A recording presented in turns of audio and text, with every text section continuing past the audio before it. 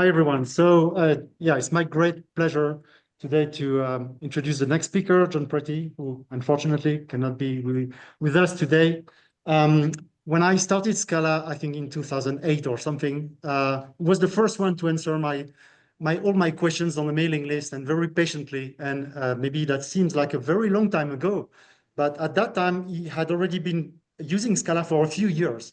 So it will be hard for you to find someone who knows more about Scala than John. He's really like one of the most expert person in the world on the subject.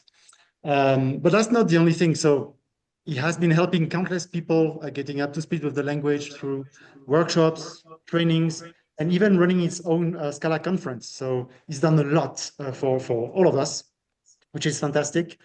But maybe there's even one more thing that sets John apart, that makes him very special, I think, is that in everything he's doing, he's concerned about type safety, performance, all of this, but he's always looking for what's beautiful, what's elegant, and even what's poetic in what he's doing. So I think you will see a glimpse of this today. And John, let's go.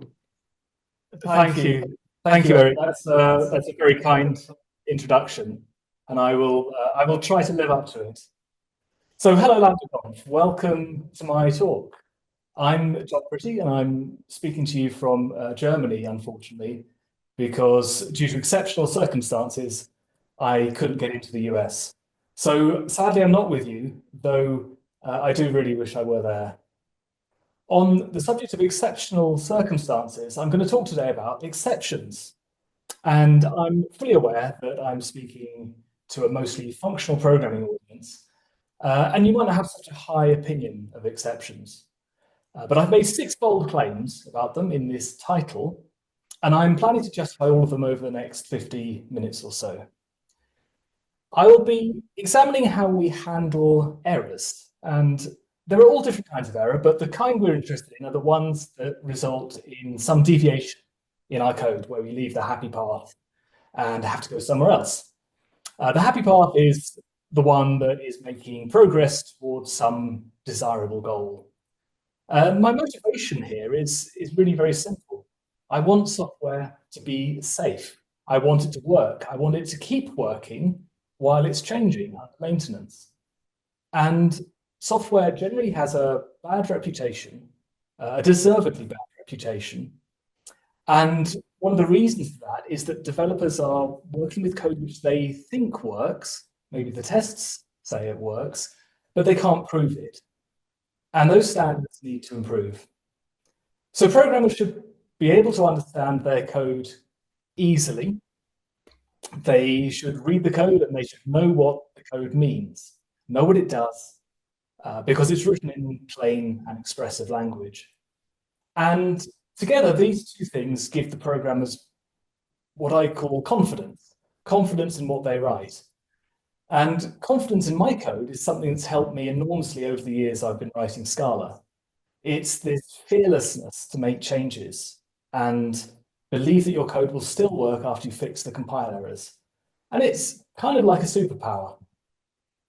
So let's get started with what I consider 2 of the most important golden rules for software development. The first one is well known, that impossible states should be unrepresentable. We don't even want to entertain the idea that an impossible state could exist, even for a moment, by giving it a representation. So if we can't represent it, then it can't exist. The second golden rule is maybe less well known, that transitions between states should be total. So whatever state a function takes as input, it must produce some result out the other side. And if you think about these 2 together on an abstract level, if you start in a valid state and every transformation you do must produce a new state, a new valid state, then your program will stay in a valid state for its entire existence. And that's a powerful step towards becoming confident that the software we write will work. So let's start with an example program. What this is going to do is read some text as a path and read the contents of the file that exists at that path, hopefully, as text, and then parse it as JSON. This is not an unusual thing to want to do. But there are three things that could possibly go wrong. The path might not be valid, so decoding it might not work. Reading its contents as text might fail if it doesn't exist, or there's a disk or I/O error. And parsing it as JSON will certainly fail if any part of the content is not valid JSON. So how should we represent these failures, or rather, how do we write the code that handles them, bearing in mind we want to stick to these two golden rules I've stated? And perhaps the most obvious approach to many of you is a monadic approach, particularly for functional programmers. We could start with a very simple monadic representation of failure, such as option, and that represents success case, but it doesn't give us much detail on the failure case. It just gives us the value none if something went wrong. Or alternatively, we could use try, which does capture the error in the form of an exception. And there's also either, which gives us two branches, a success and failure branch, and the failure branch has its own type. So we can be more specific about what kind of failure we have. And then ZO is another monadic representation that covers success and failure and also has various additional details about the environment in its type. So there are many choices here. We will for now go with try. And let's look at the code again. Let's say we want to write this code more safely using try, because any of these three method calls could fail. So I'll start by writing it out on 3 lines. We have the path and the text and the JSON values. And here are the types they have before we switch to try. Now, if we start using try, these types change, but also we need to use flat map to accommodate that change. We can no longer call read or parse directly on the values.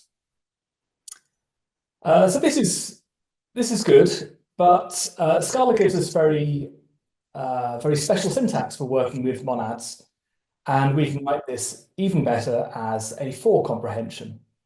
Now I say even better, but it's still quite a lot longer than the original version we started with. Now, here's another example. Imagine we were doing dynamic access on a JSON value. This is possible in Scala, even though it's dynamic, where we're getting some value from deep inside a JSON object. We're indexing into arrays and dereferencing objects. And we're going to, at the end, move out of the dynamic world into a statically typed, get a statically typed role value.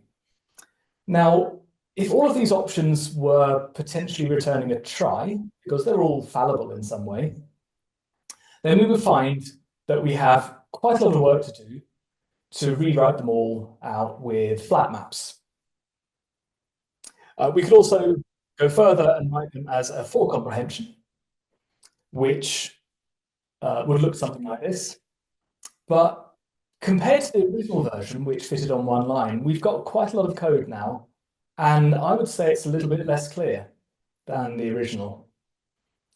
And if you ask a Python or a JavaScript developer, embarrassingly, they will tell you the same thing, that the code you've got is less clear. It's less easy for them to understand, and they might not even really get the reason why you're doing it this way. And I'm kind of tempted to agree. There is some truth in what they say, even though this approach, this monadic approach, will correctly capture success and failure, and it sticks to the golden rules, we've lost one of the most valuable things we ever had, the ability to compose functions. Functions are the ultimate composable thing. And yet, as soon as we start using monads, we need to use combinators like map and flat map or a for comprehension to compose them. The rewrite we did was actually quite significant, and it's friction we pay every step of the way if we're writing code in this style. There are other issues as well. Not all monads are equal, and there's often a choice, and that choice can really be a curse. If you're a library developer, you have to decide what kind of monads you want to use, for each type class, in fact. Or you implement every method 3 times, once for option, once for try, once for either. But for a user of different libraries, where those different libraries make different choices about which monads to use, it becomes necessary to use methods like sequence and traverse just to get things to work together happily. I would say seamlessly, but it's not seamless. They simply don't work together seamlessly. They are not composable. And it can be quite a lot of work for someone to translate code from a direct style to a monadic style. And unfortunately, because you can learn it, the burden falls heaviest on beginners. And there's little or no bias in favor of the happy path in monadic code. We sort of elevate the error code to the same status as the happy path. So I'm being quite deliberate about, quite deliberately critical here of monads and the monadic approach to writing code. But let's have one final reminder about why monads might be a good answer. They are, and this is the number one most important reason, they are demonstrably safe. They do work. And they've proven themselves over and over again, while the alternatives have proven themselves unsafe. And we, as programmers, functional programmers, have learned that they work. We've learned how to use them. We understand that, and we see the benefits because we practice them day in, day out. And furthermore, we've had lots of training and experience of transforming direct style code into monadic style code. We've learned to internalize it. It becomes mechanical. So we've achieved safety, but it's safety at a high cost. And the familiarity we've gained kind of betrays us a bit. We know how to program this way. We know it well. And we've sort of stopped questioning why we do it. We've stopped questioning whether there's a better way. And it takes beginners to raise those questions. They will see the code and how different it is from the Python or JavaScript they write, and they'll ask themselves why it's worth all this effort. So I asked the question, is it possible to represent errors without monads and without compromising the safety that monads give us? We would need 2 things. First of all, we want direct success types to be returned. We don't want a try of something or an either of something. We just want the something. But also we want precise error types to be represented in the return type. And these 2 things seem to kind of conflict with each other. So what about exceptions? Exceptions appear to be the wrong solution because they seem to break this second rule that transitions between states should be total. Throwing an exception is a bit like leaving out the back door. Nobody's monitoring what's happening around there. And they look like they're not going to work as a way to meet this requirement we have. But here's a counter proposal. How about we use exceptions and get the compiler to do some additional checks to make sure they don't break that second rule? And the most important feature of Scala 3 that I'm going to use to provide this functionality is context functions. This is a new feature released in the first release of Scala 3 back in 2021. The context function is like a value level representation of a method that takes an implicit parameter, or a using parameter as it's called now, instead of a normal parameter. We would write a context function in the form of domain goes to range, but instead of the normal arrow, we prefix it with a question mark to indicate that it's a context function instead. Let's explore context functions with an example. So here's a method that's not doing anything particularly interesting. It's going to add some text to a text buffer.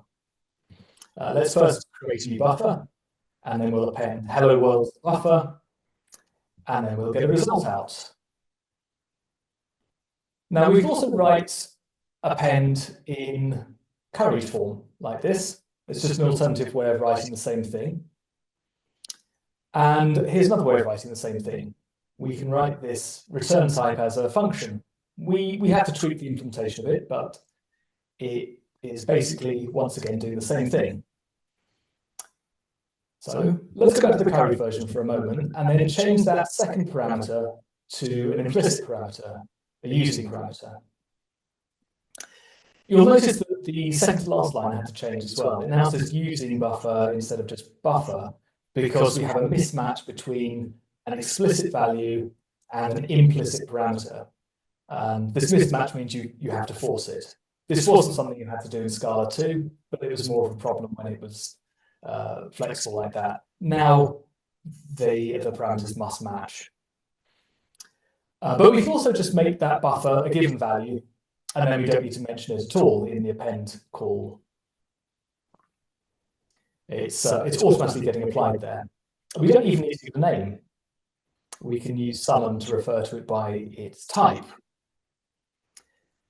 So let's try and make this code a little bit more reusable. We're going to create a buffers definition, which will take a lambda, and we're going to make sure that lambda runs inside a sandwich, where we create the buffer and then get the result of the buffer afterwards. It's quite a common pattern in Scala.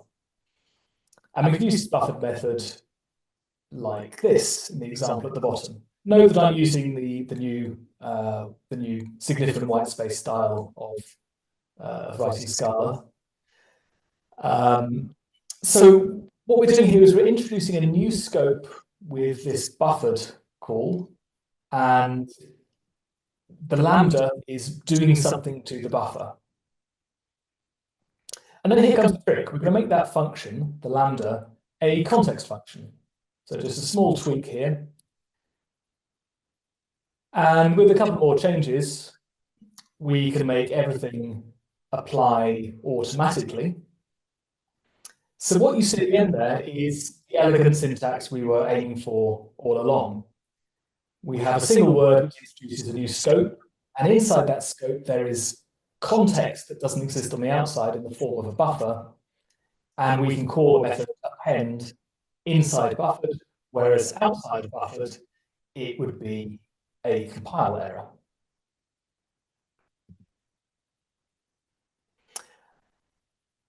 And there's one other thing to note on this slide. The call to block, we only have to mention it and it gets applied. And I call this keenness.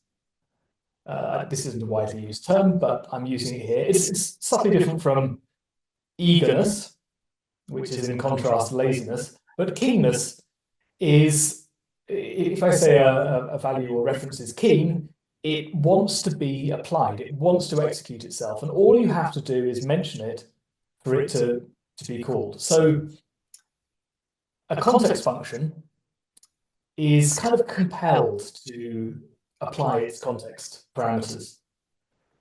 They just want to be applied, and it's difficult for it to exist without them being applied. This is the same as a method which has an implicit parameter. It gets applied automatically. And therefore, an instance that is of a particular type that's a context function is always eager or keen to become the result of that context function. And it's, like I said, it's very difficult to store this in a value. And this is actually very similar to by name parameters. So here's an example review of by name parameters. If we define a method like this, we would very rarely want to do anything like this. When we apply some expression to the fn method, it gets evaluated at the call site, which is usually not what we want. But if we translate that into a by name parameter, that will now get executed within the body of fn, and it can be executed multiple times potentially, once for every time it's referenced. It is keen. And if we change that to a function, the function is not key, so nothing happens when we refer to it. Nothing gets applied, unless you call it explicitly, or you make it a context function. So, context functions are a bit like binary parameters, or binary parameters that take context. And there's another interesting feature, which is that if you have a multi-parameter context function, like this one here, and we call that inside another context function, which has the same context, A, B, and C are all types, which are present on the right-hand side of each of those. The order of the parameters doesn't matter.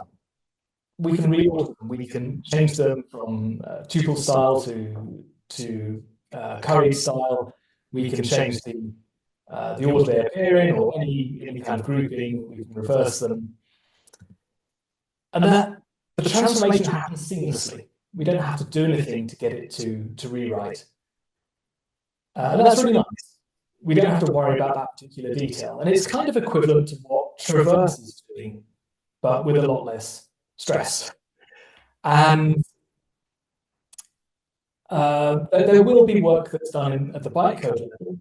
The compiler will be shuffling the stack in order to make sure that these compile and the parameters match up correctly. But from our point of view, nothing needs to change on the right-hand side. So context functions fundamentally provide deferred execution in an environment where the environment is determined by the context function's parameters. Semantically, they're just functions, but syntactically, they look more like binary parameters.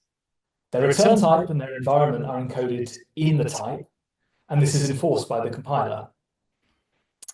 We can only reference that in an environment where there is a context of the right type specified by the type parameters.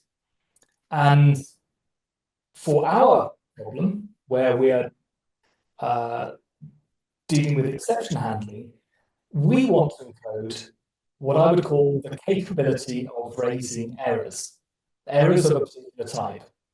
And we want to encode that in the environment, in the parameters of the context function. And I'm going to do that with a type I call a tactic. You could call it a handler, but handler's a bit too general. These are tactics. And a tactic for an error is the capability of handling that error, or handling an error of that type. Now, we can use a context function that goes from the tactic to the error, the tactic of the error to some result, to represent the deferred execution that must take place in an environment where that error can be handled. For example, if we have a tactic of JSON error goes to JSON, we can only reference that context function, or an instance of it, in an environment where there is a tactic of JSON error available. And there may be different implementations of tactics. What they actually do to handle errors can differ from tactic to tactic. And that's something that the user of the call site will decide. So here's an example of what the parse method of a JSON companion object might look like. If it fails, we want to abort with a JSON error. So we can write it like this. We can say, you can only call this method if you have a tactic of JSON error. That's a normal using parameter, but we can also write it as a context function like this. It's exactly the same thing. Now, there's another way we can write this using another feature of Scala, which is infix types. Here's an example of an infix type. Array byte is encodable. 3 words, or 4 maybe, but it's single type. And this is a direct translation. It aliases to, first of all, this two-parameter type constructor, which is defined to be this. So the array of byte kind of gets injected into the encodable as a type member. There's nothing to stop you doing that in the compiler, in the type system, and it turns out it's very useful. And we're going to use something similar to define a type called raises. Now, with raises, this will de-alias to a context function. And let's look at that example again of JSON.parse. We can write it now as JSON raises JSON error, because that is equivalent to this, which is of course equivalent to this, but it's much easier and I think more elegant and clearer for us to write it like this. So that's infix types, and we'll be using them quite a lot. Let's look at what a tactic actually is. It's a type class parameterized on an error, which must be some kind of exception. And in our simplified version, it has one method called abort, which returns nothing. Or in other words, it doesn't return, it can't return. All it can do is throw an exception or call itself indefinitely. And we provide a global abort method, which will grab a tactic of the right type from scope and just delegate to its abort method. So abort becomes a global method that's available everywhere, but it requires an appropriate tactic. So in usage, if we wanted to throw a user error, instead we're going to abort with a user error like this. Very minor change. Now let's look again at our buffered definition and use this as a basis for something more general. Let's write a handle method. It's not going to work on a text buffer, it's going to be more general. We'll just have it work on some general context. And we don't need the finish method at the end. And we can give that a type parameter, which we will return. It's in the return type of the block. And in our use case, we want to have the context be a tactic. So,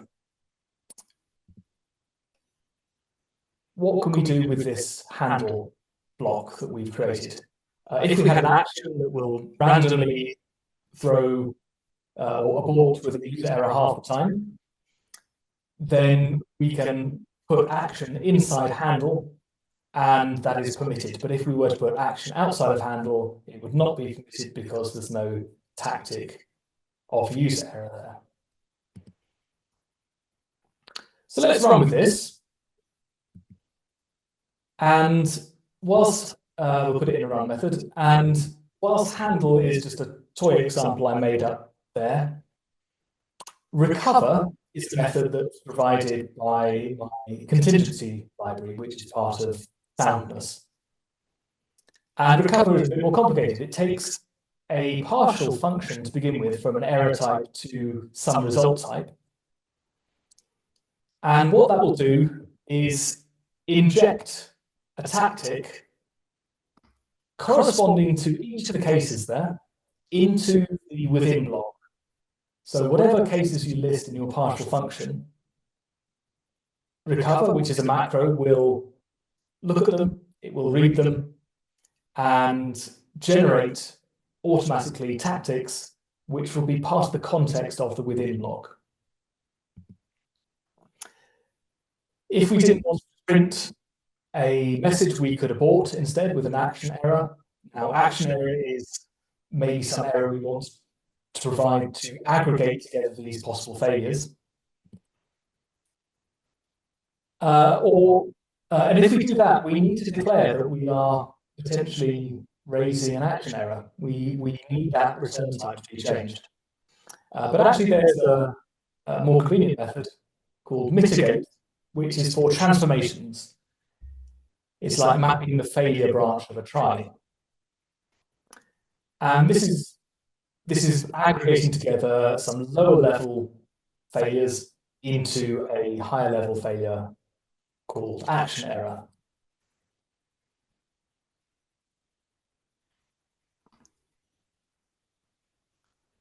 So let's go back to our original example and see how this would look in mitigation style. First of all, let's put it inside the mitigate block.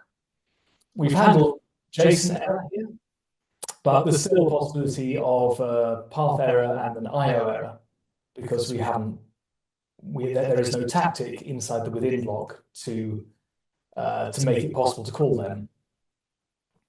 So we've added those in as well. And this should work well at this point because we've specified all three possible errors.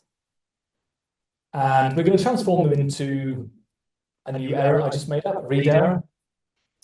And we can also be a bit more specific about what information we include in the read error. We can even copy stuff from the original errors that we find useful and discard the stuff we don't want to pass on, like this.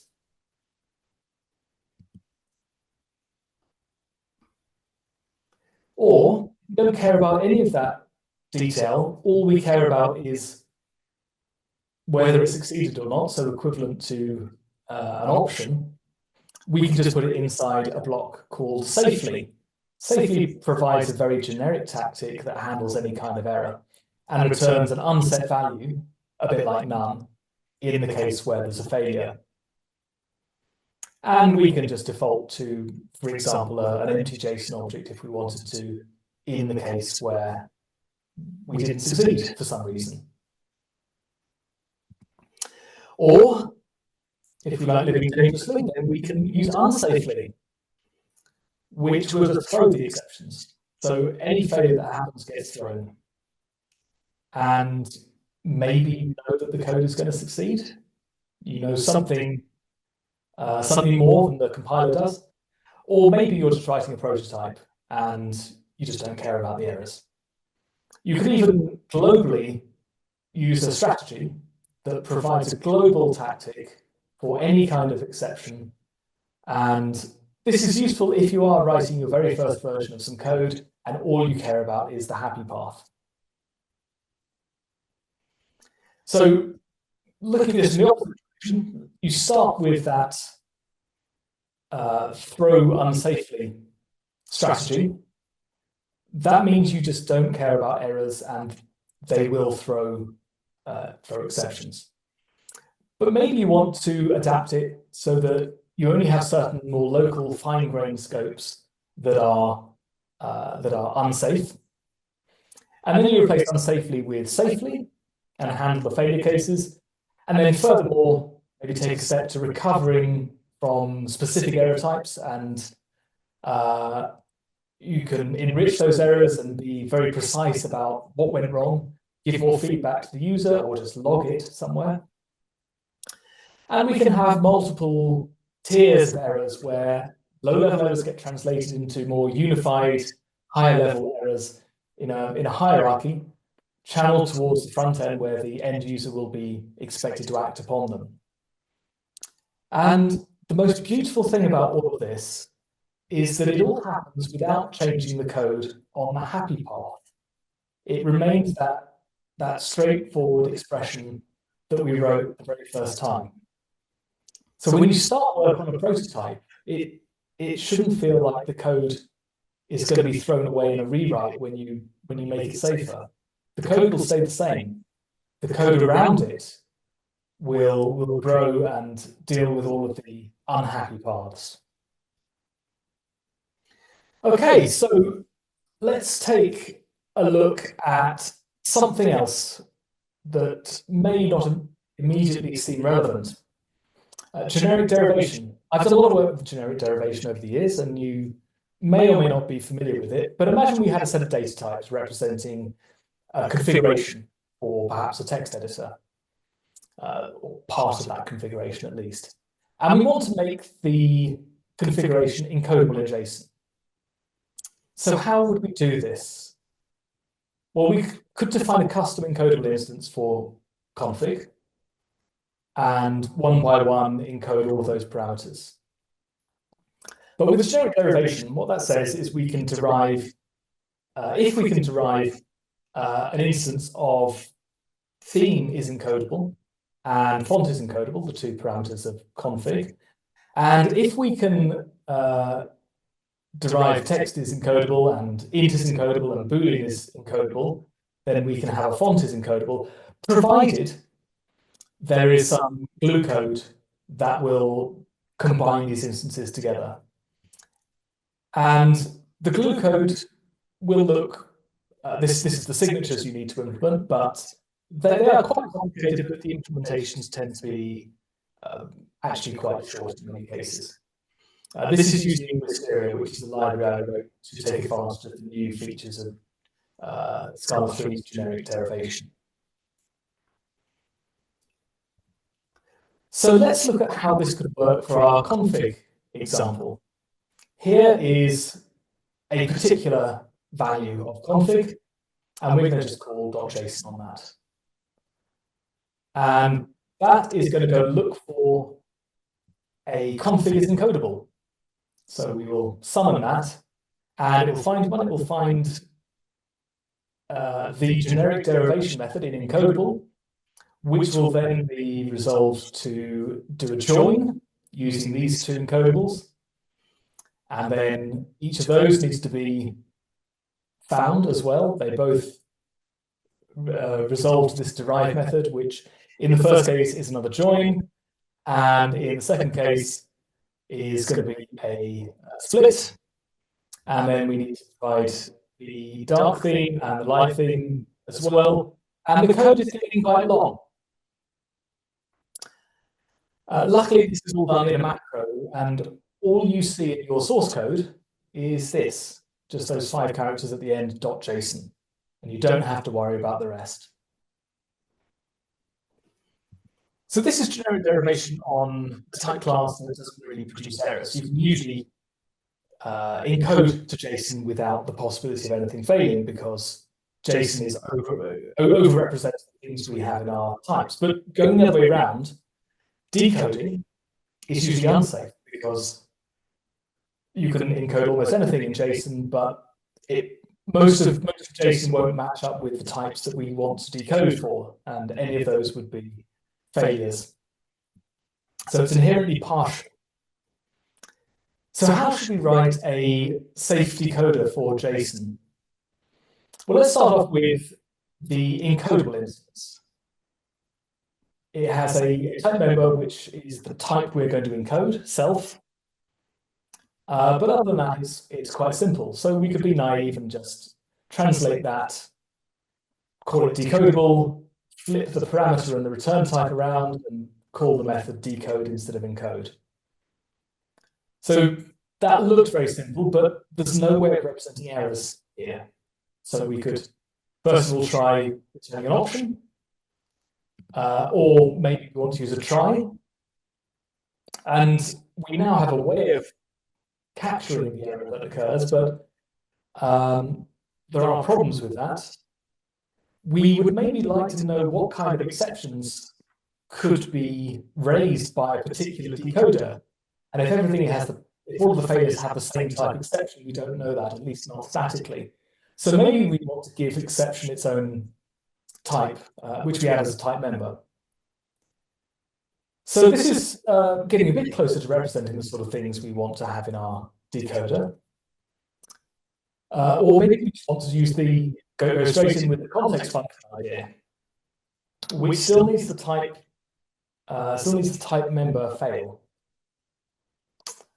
Well, let's try this one, see how far we get. We'll try and implement an instance of a decodable for email addresses. So we start with the signature, given email is decodable. And let's implement the decode method. This calls two functions. First of all, we're converting the JSON into text, and then we're passing the text as an email address. Now, passing the text as email can potentially fail. We need to specify that this may fail with an email error. So we'll put that into the type, and we'll have the type member fail accordingly. But furthermore, there's the risk that a JSON error could occur when we convert the JSON to text. So we want to handle that as well, and we've used a union type here, and this is starting to get more complicated. So maybe we want to just convert those JSON errors into email errors. So we'll use mitigate for that, which will match the JSON error and translate it into an email error.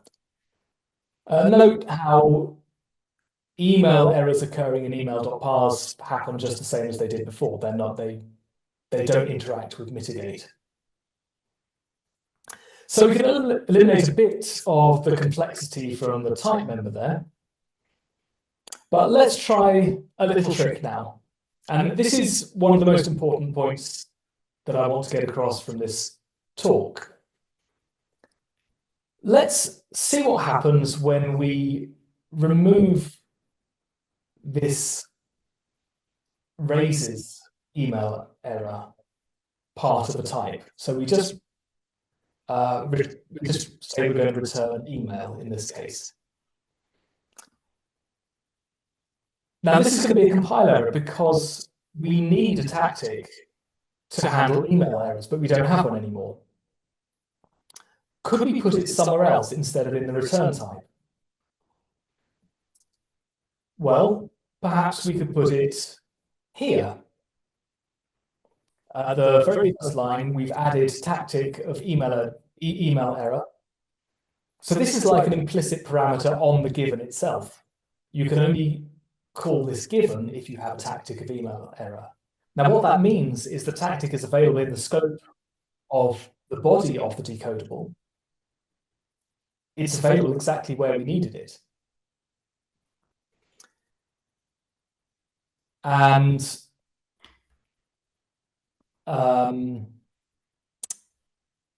we've effectively moved the requirement to a slightly wider scope, but we haven't actually changed anything else. So you can think, what is a decodable anyway? If decode is a method, then decodable is just a function value. It's a function with a particular purpose, but it's a function value that provides that method.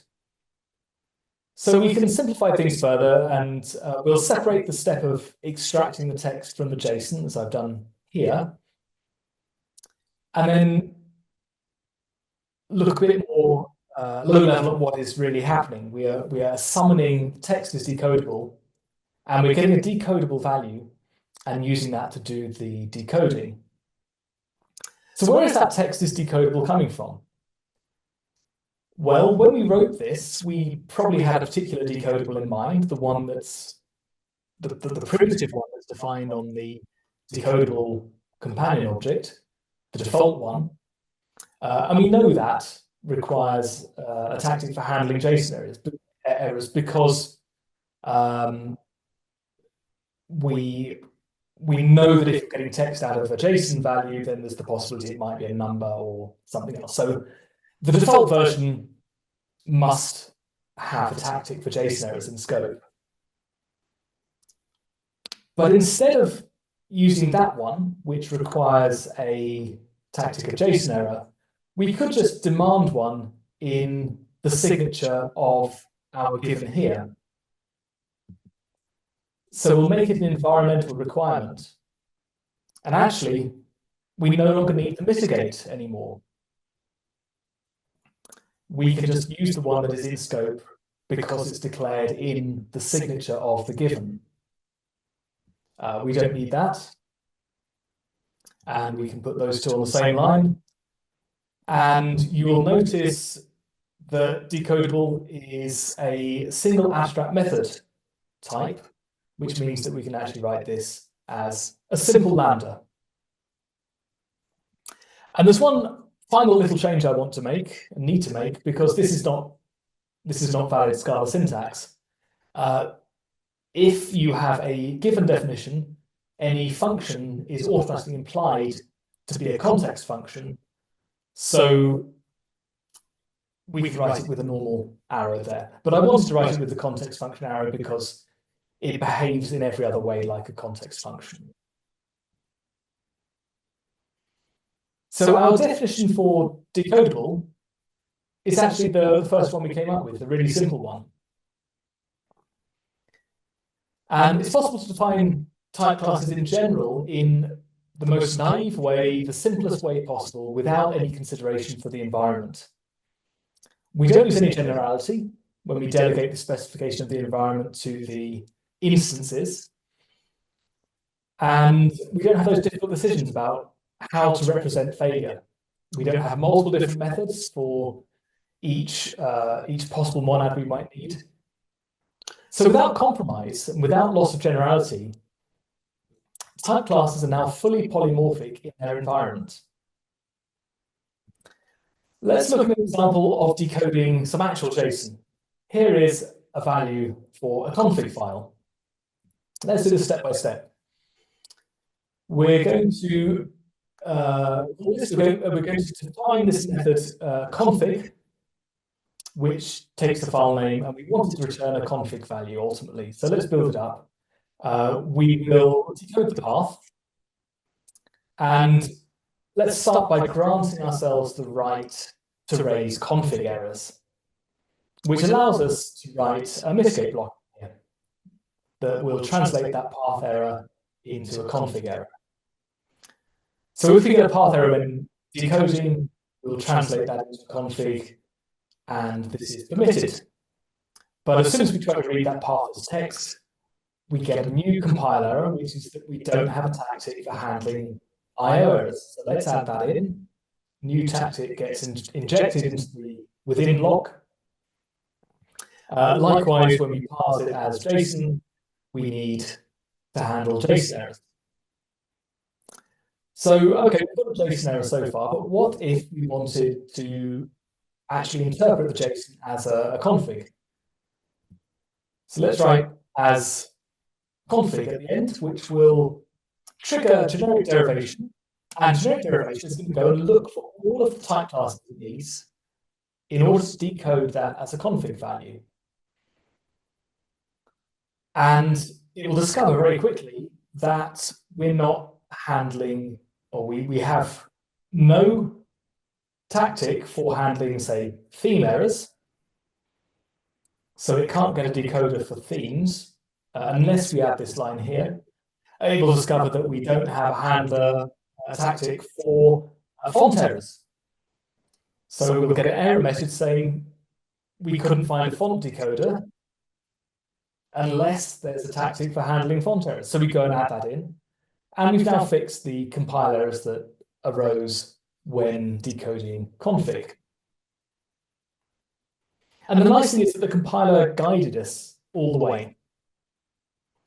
So it now compiles. The happy path is very clear at the bottom. The error cases are also very clear. And if you're familiar with try and catch, you might think this looks back to front, which is arguably an unfortunate consequence of the way type checking has to work in Scala, but it's actually more consistent this way, where we have the context appearing first, and then the code which depends on that context appearing after it. If you think about try and catch, it's kind of backwards because the catches are provided the context in which the try is determined to be either safe or not safe. So that's good. And let's say we've been using it happily for a while. We've been decoding many config files, but we want to make a small adjustment to the data types. Let's say that we want to constrain the valid sizes for our font to a particular range. It can't be too big or too small. So let's use a refined type here. This is the valid refined type, 2 to 72, 2 through 72. That means that 1 is not a valid instance of that type, nor is 73, but anything in between is a valid instance of 2 to 72. It's still an integer, but it's a refined integer. how do we decode an instance of this 2 through to 72? We don't have a decoder, so we're going to have to write one. And it's a little bit complicated. It's inline because it needs to do some type level to value level translation. So it's a macro.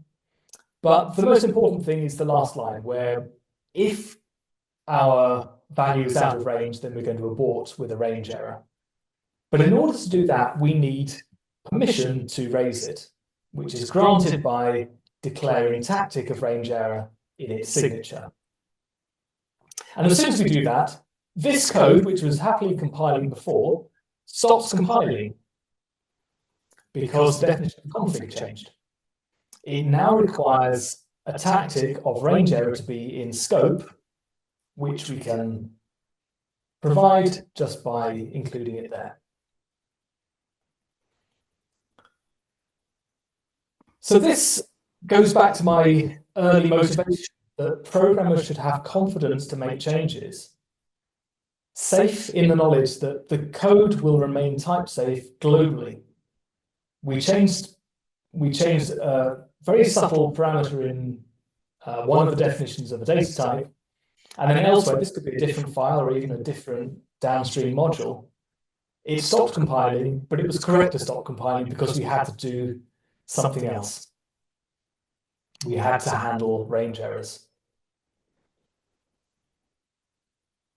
So what if we want to go further? We want to handle multiple errors in a validation style. We don't always want to fail fast. Let's look at the tactic again. I gave you a simplified version before. There's actually another method on here called record, which instead of returning nothing, will return unit. And there's corresponding to that, there is a global raise method, which will just delegate to record. Now, if you call raise, it doesn't have to stop there. It's possible to continue. And if the tactic, if the particular kind of tactic we're using is set up to continue, it will hold on to that error. As soon as you get the first error, we know we're going to fail and we can't return a success value, but we can continue executing code at in the library level, collecting more errors along the way, because that might be useful to the user. And it's the user who opts in, or it's the call site where the opt-in happens. And we can do that by changing mitigate to validate. We simply change that keyword, but we also need to provide a single parameter to take an empty error. So this is like a base error that has no detail provided yet. And we're going to change the right-hand side of those partial function cases. And using a type class that corresponds to config error and corresponds to the right-hand side of those cases, what will happen when each error occurs is it will fold over the partial function, and it will append bad theme or bad font size to the config error, and config error will collect potentially many issues. And when we exit the within block, if there were no errors, we get the success. If there was one or more errors, then we're going to fail with a config error. And we fail in the same way as we would have done in any other situation, which is why we need to declare that config raises config error in the signature at the top. So that's nice. Collecting errors works without needing to use any different machinery. We've got the ability to capture multiple errors in a validation style, which is useful for example, reading a form submitted on the web. Imagine you're decoding each field of the form. You don't want to stop after the first one. You want to keep capturing more fields. Or, for example, parsing JSON. You usually want all the errors rather than just the first one. And there's numerous other occasions as well where it's useful to keep going and not stop at the first error. The nice thing is the errors can come from different libraries. They don't need to be cooperative. We rely on the compiler forcing us to handle any error that might occur. But as with the previous examples, the happy path stays identical from prototype through to your final perfect production version. Everything is type safe, everything is nice, everything is sound. But there's one other thing I want to do. Because imagine we had that range error before. How do we know where it happened? Now, in the particular example I showed you, there's only one field that could potentially throw a range error. But imagine you had a much bigger JSON file with lots of uses of different ranges, and the range error was raised somewhere corresponding to some value in the JSON. But how do we know where? Because that range error is designed with no consideration for JSON at all. It's a completely orthogonal error type. So it's not designed with JSON in mind, and in other contexts, we would want to use maybe different position representations. So if we're using XML and XML node, but if we're just iterating over a list, then you want to know the index into the list, or perhaps a byte range in the source file, or you could even associate an ID in a DAG.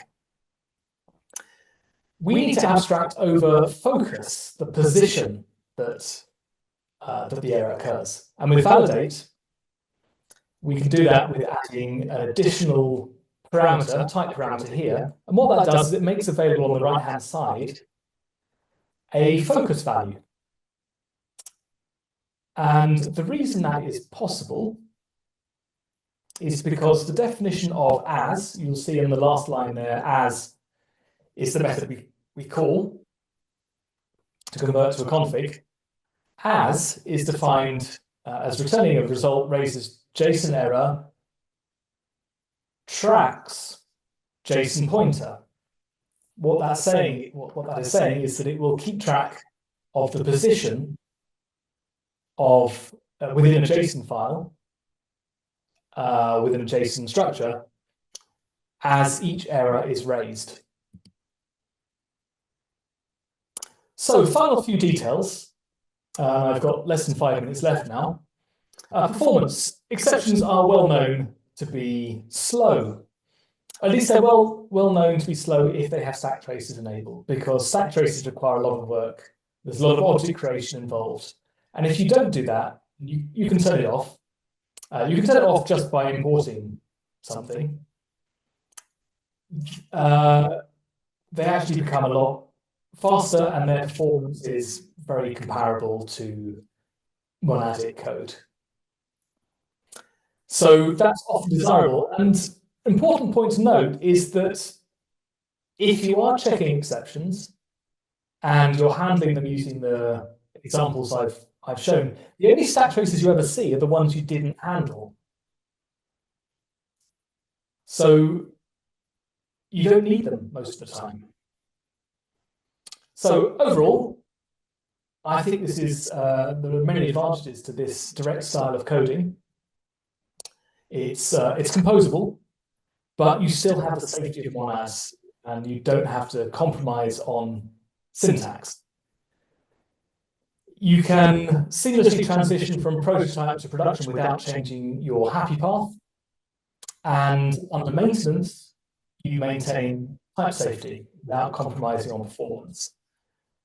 And these three things, error handling, exception types, and the positional focus types, are orthogonal to each other. They're independent of each other. They can come from different libraries written by different authors.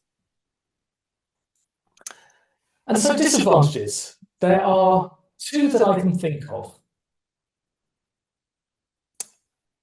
Error messages with generic derivation in particular could be more helpful sometimes. You get very, very long errors if you're doing a complex generic derivation. This doesn't require any semantic changes to the compiler to fix. It just needs some better diagnostics. And I think this is entirely fixable, but someone needs to put the work in to do that. The other issue is far more serious, and I need to talk about this a little bit. It's possible, unfortunately, to capture environments, by which I mean in this case tactics, unsafely. So we can write code that's type safe but not concurrency safe, and this is really a massive hole. It's a hole that exists right now, unless you're very careful to avoid it, especially if you're working with async code. So, for example, if a method uses an async block or a lazy stream in its implementation, the async code can capture a tactic which allows it to live beyond the return value being produced. So the method can return a value while another thread is busy recording new errors on the tactic. And this is fundamentally anachronistic. So this is a problem, but it's a problem that's going to be fixed by capture checking in Scala. So I've been told to go to the last slide. So I will quickly allow you to read this if you have time.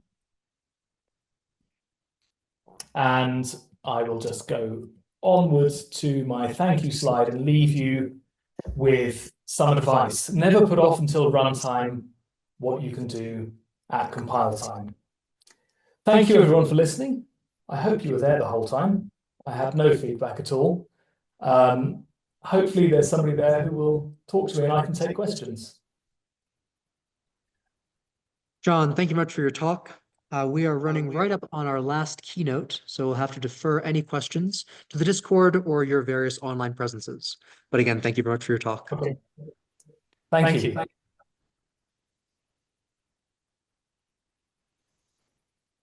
And we'll see you next time. Hope to get to the United States next time. I hope so. Yeah. Thanks a lot. Thank Bye, you. everyone.